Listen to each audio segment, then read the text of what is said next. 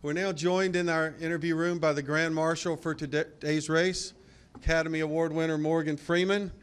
Welcome to Las Vegas Motor Speedway. Thank you very much. You want to grab the microphone, or you just want to talk with it? You want the microphone? No? We got one there if you want it. Can you hear me now? Yeah, there we go. Well, first of all, hello everyone. This sort of thing is puts you on a gravy train, as it were, when you're invited to come and hang out with guys like these. I had an opportunity. For my 60th birthday, I got a 3-day schooling at Lowe's Raceway.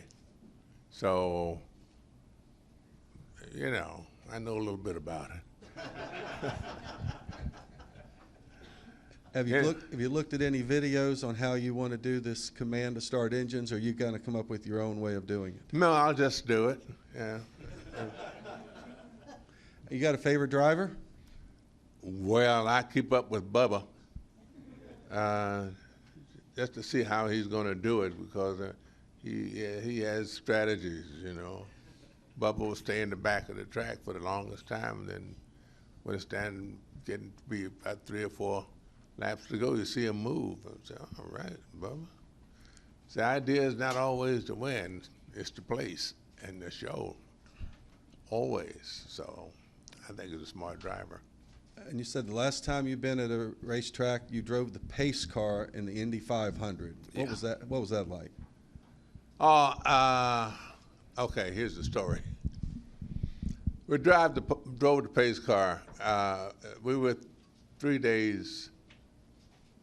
I think it was 3 days. You know, you start, and then you have a day of 2 days of practice around the track. And then on the 3rd day, just a Saturday, a Friday or Saturday, they say they have a lot of people who sign up to take a ride in that pace car, which will do 200 miles an hour.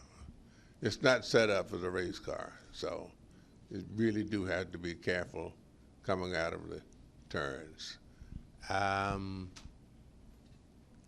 So I got to drive the pace car at the Indianapolis 500, and that's a thrill. I mean, just take it around at 50 miles an hour, and you come back around at 70, and then you come back around at 90, and then you get out of the way. All right, we're going to take a couple of questions, Chris, just a couple, and then we're going to get out of here. Crystal Clay, Racing Refresh. You introduced the NASCAR season to millions of fans, and NASCAR itself is filled with, with legendary rivalries, triumphs, and heartbreaks. So as you come into Las Vegas, what elements of NASCAR, especially at the Pennzoil 400, are you going to think of as you give the race command today? What was the last part of that? What elements of NASCAR here in Las Vegas at the Pennzoil 400 are you going to think about as you give the race command today? I'm just going to think about my lines. Good answer. Very good answer. Right back here. Zach Sterniolo from NASCAR.com. Morgan, as an actor, you're telling stories all the time. How do stories from the sports world transcend sports, but then also transcend the script that you're working on that you're portraying? Don't think I'm portraying here. No, not today, but just in a general sense of acting. Well, I don't quite understand the question. It's too early for me. Try again. Is there anything from the sports world that you feel like transcends sports and can relate with, that people can relate with when they see it on the screen? I don't have any idea what sports they can associate me with.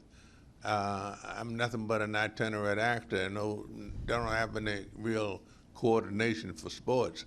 Of course, growing up, I've tried them all. You know, played baseball, basketball, football, but I was never heavy enough, fast enough, smart enough for play varsity sports. So I'm just a varsity actor. I hope I'm somehow got to your question. All right, Jerry, and we're going to do Lee, and then we got to go.